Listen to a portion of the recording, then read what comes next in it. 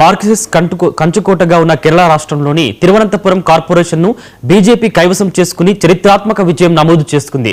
సొంత బలంతోనే బీజేపీ కార్పొరేటర్లు mayor, deputy mayor పదవులు పొందారు. కేరళలో 70 ఏళ్లుగా పోరాడుతున్న కాషాయ శ్రేణులు 56 మంది కార్పొరేటర్లను గెలిపించుకున్నారు. దాంతో ప్రధాని మోదీ ఆహ్వానం మేరకు తిరువనంతపురం మేయర్ కార్పొరేటర్లు విజయోత్సవ యాత్రగా కేరళ ఎక్స్ప్రెస్ లో ఢిల్లీకి బయలుదేరారు. ఈ సందర్భంగా ఏపీ విజయవాడకు చేరుకున్న కేరళ విజేతలకు రైల్వే స్టేషన్లో బీజేపీ నాయకులు మాధవ్, శ్రీరామ్ ఘనంగా స్వాగతం పలికారు. 2 సార్లు హత్యాయత్నాలు, జైలు శిక్షలను ఎదుర్కొని వివి రాజేష్ మేయర్ గా గెలిచారు.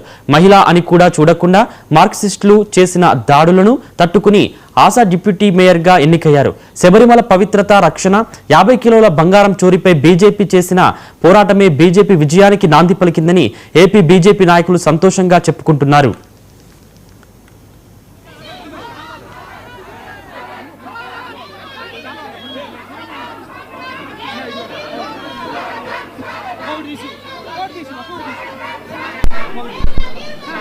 వచ్చారో వాళ్ళు గొప్ప వీరులుగా భారతీయ జనతా పార్టీ వాళ్ళు కొనియాడుతుంది. ఒక్కొక్కరు కూడా అనేక పోరాటాలు చేశారు.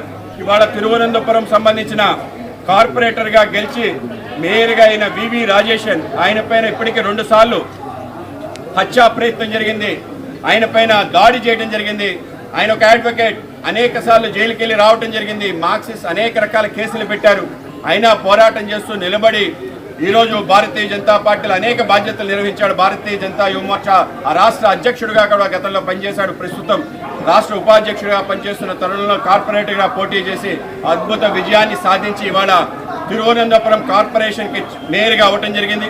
అలాగే డిప్యూటీ మేయర్గా గెలిచిన వ్యక్తి ఆశా గారు, ఆవిడ 3 సార్లు కార్పొరేటర్గా చేయడం జరిగింది. ఆవిడ పైన కూడా ఒక మహిళను చూడకుండా ఆవిడ పైన కూడా మార్క్సిస్ట్ ముష్కరులు దాడి చేయడం జరిగింది. ఆ విధంగా ఈ యొక్క దాడుల్ని వ్యతిరేకంగా రాష్ట్ర వ్యాప్తంగా